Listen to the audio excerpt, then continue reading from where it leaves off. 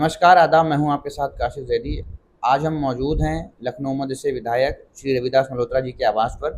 कुछ राजनैतिक और कुछ सामाजिक सवालों को लेकर के हम इनके पास आए हैं। आइए इनसे हम बातचीत करते हैं और एक खास संवाद करते हैं। सर, आपका बहुत-बहुत शुक्रिया हमें समय देने के धन्यवाद। लिए। सर, कल अखिलेश यादव जी ने एक बयान दिया कि इस देश में अघोषित आपातकाल है। इस पर आपकी क्या राय है? आज से 50 साल पहले देश में आपातकाल लगा था।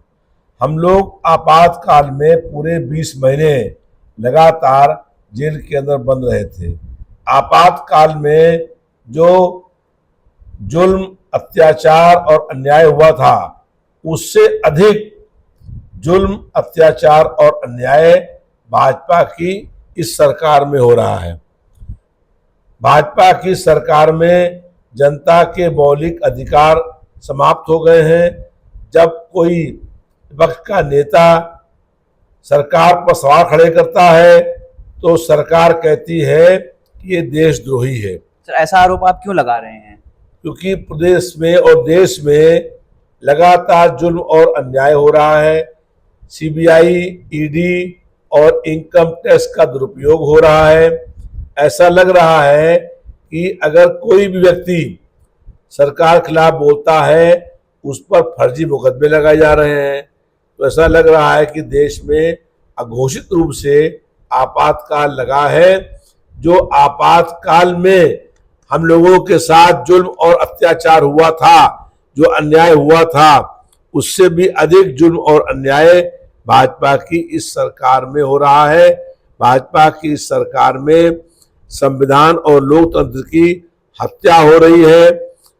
विपक्ष के लोगों को फर्जी केस में बंद करने का प्रयास हो रहा है और संविधान का लगातार उल्लंघन हो रहा है। इसलिए हम ये कहने को मजबूर हो गए हैं कि देश में अघोषित रूप से आपातकाल लगा है। सर, ये बताइए, विपक्षी पार्टियों की आपने बात की, क्या कांग्रेस पार्टी से गठबंधन बना रहेगा या कोई और सीन है? देखिए, गठबंधन सिर्फ चुनाव के लिए है। बाकी अपनी अपनी पार्टियों के अपने अपने कार्यक्रम हैं, अपनी अपनी नीतियां हैं।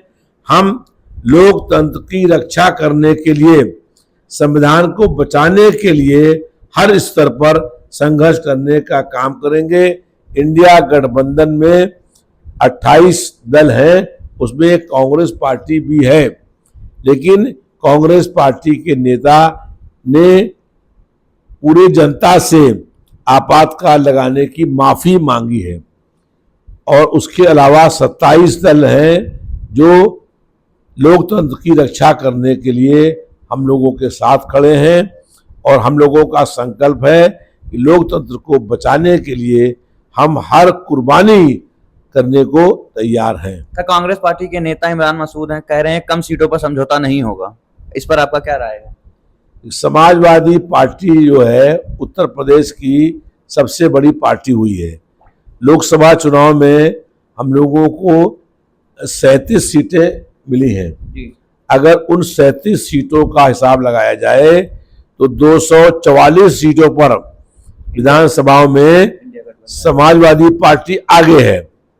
तो समाजवादी पार्टी उत्तर प्रदेश में भारतीय जनता पार्टी का विकल्प है और हम सभी दलों को साथ लेकर चलने की भावना रखते हैं। सबको साथ लेकर चलेंगे।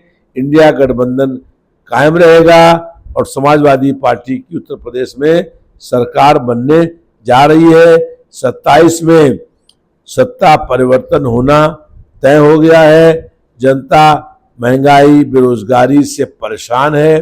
भ्रष्टाचार चरम सीमा पर है। स्वास्थ्य सेवाएं ध्वस्त हो गई हैं। कोई बहन बेटी सुरक्षित नहीं है और जो है वो स्कूलों में पढ़ाई की व्यवस्था ठीक नहीं है। सर, ये बताइए, सीट बंटवारों का अंक गणित क्या होगा? देखिए, हम लोगों ने निर्णय किया है कि 350 सीटों पर चुनाव हम लोग लड़ेंगे और 50 सीटें कांग्रेस पार्टी को देंगे।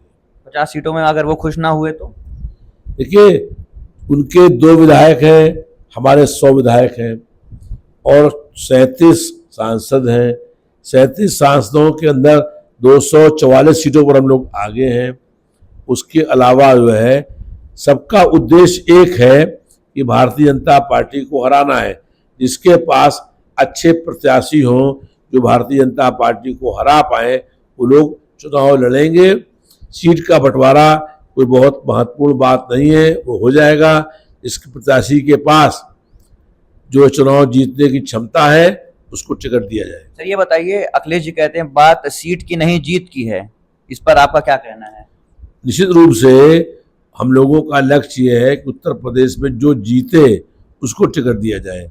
अगर गठबंधन के पास हमसे अच्छे प्रत्याशी कोई होंगे तो उन पर विचार किया जाएगा और उनको टिकट मिलेगा। हम लोगों का एक लक्ष्य है कि कैसे भी भारतीय जनता पार्टी को हराया जाए और गैर भाजपाई वोटों के बंटवारे को रोका जाए। बहुत बहुत धन्यवाद सर आपका। आपने बहुत ही शेड्यूल आपका टाइट था, उसमें आपने हमें समय दिया। देखा आपने जैसा कि कैसे सर ने बात की और तमाम मुद्दों पर बात करके इन्होंने अपनी राय को रखा। अगला कार्यक्रम कहीं और से किसी और शख्सियत के साथ। काशिफ जैदी, लखनऊ।